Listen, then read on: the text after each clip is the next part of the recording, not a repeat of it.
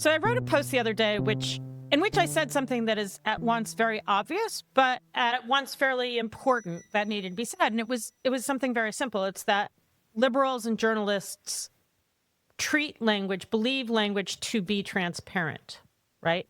They believe that you use language to describe the real world, to debate about the real world, to have rational discussions about the real world, and through that process, you achieve progress. The right no longer believes that. They believe that language is utilitarian. Language is about imposing their order on the world as it exists. And you know, I did this post. I used the example of pronouns, using pronouns that people adopt to themselves came out of both an understanding of non-binary gender, but also came out of people, you know, this faith that if somebody says I'm non-binary, or I may look biologically like a male, but I am a female, like those two things don't match up. So please call me they, or please call me she. And the backlash to that is about imposing this order of two genders, the two gender sex match each other.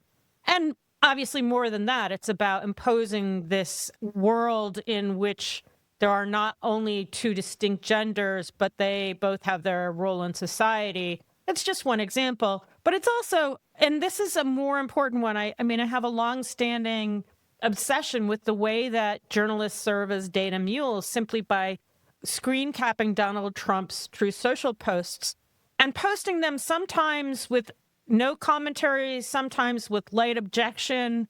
Sometimes the one that I laugh at hilariously, but I bang my head at is like Caitlin Collins always does this, is she'll repeat it, and then she'll write a line repeating what he says, repeating the newsworthy bit that he says in the Truth Social post, as if she needs to tell us that.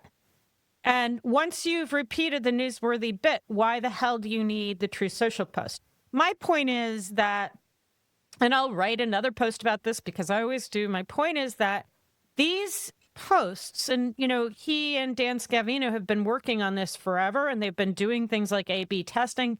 They are designed to be a spectacle. They are designed to elicit certain kind of responses. They are designed to renew the polarization of society every time they come out, because you have half of the world responding with, oh, you know, Donald Trump really did it this time, even if there's nothing in the post to really support that. And other people saying, oh my God, he's really done it now. What you do when you have those responses, first of all, is you reinforce polarization. Donald Trump is winning every time he can increase polarization in society. Every single Truth Social post is designed to do that. If you just quoted Donald Trump, people wouldn't have the same response.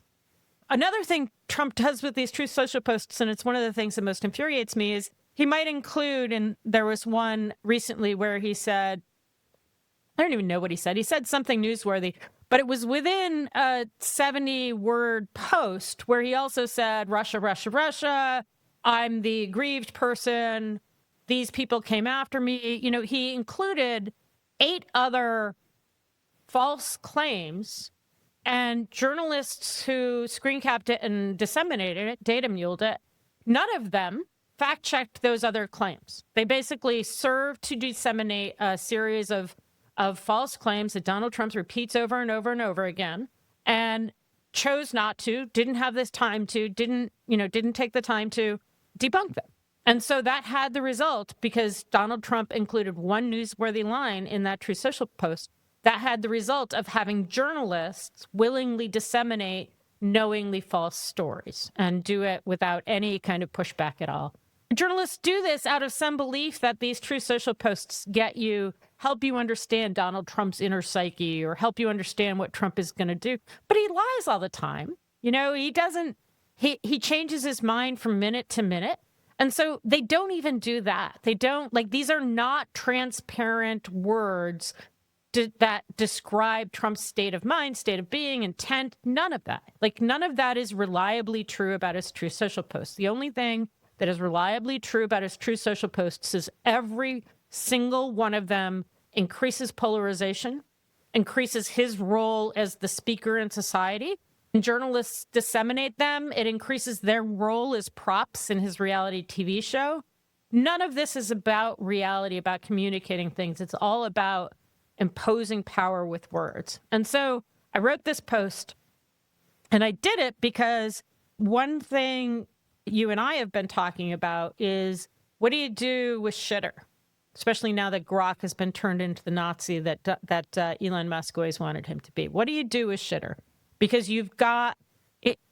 We talked about this the last time. You've got right wingers able to define certain things. Like in that case, it was what happened with the assassination of some Democrats in Minnesota by mobbing Twitter, by mobbing and spreading conspiracy theories and preempting stories about how, in fact, the killer is somebody who's a MAGA and a Christian and probably motivated out of the same kind of things that Trump motivates people out of. You know, they preempted all of that and they created an entire conspiracy theory. And that thing went viral before anyone else could approach reality. What do you do with that? What do you do when we are now fighting to define... We are now fighting to hold Trump accountable for the big ugly bill that he passed. How do you do that if those definitions are going to be done on shitter? How do you do that if journalists are going to be on shitter? Just as an example, Scott Bessent today or yesterday, Larry Summers was like, what you saw in Texas is the kind of thing you're going to see more and more of because of the big ugly. I would say it's because of other cuts that Trump already made. We can't say that the FEMA cuts and the National Weather Service cuts were the but-for that created the death and destruction. We can say that the climate change is the but-for that caused this kind of flash 100-year flood that happens every 3 weeks now, right? And Larry Summers tried to say Donald Trump's policy choices are going to make this happen more and more. And Scott Bessent, of course, did the right-wing thing where he said, and he did this on Shitter, the Treasury Secretary, went on Shitter and he said, how dare Larry Summers, that was grotesque, that's evil. But he also said, we need to start investigating anybody who donates to Larry Summers, right? So what Scott Bessent, the Treasury Secretary, who's supposed to be finalizing 200 deals this week, what he did instead was to suggest that Larry Summers, for asking for accountability, should be investigated himself. And that's the kind of stuff that happens on Shitter. And how do you rebut that? And you know, one way you rebut that is you say, yeah, you guys really did cut FEMA. You really did cut National Weather Service. But I don't think that works. I think you have to mobilize the emotion that right-wingers mobilize. You have to say, you know, it's not just Angelenos in the hills anymore that Trump is leaving to suffer from climate change. It's now girls in Texas who will suffer because Donald Trump and the rest of the Republican Party refuse to do anything about climate change.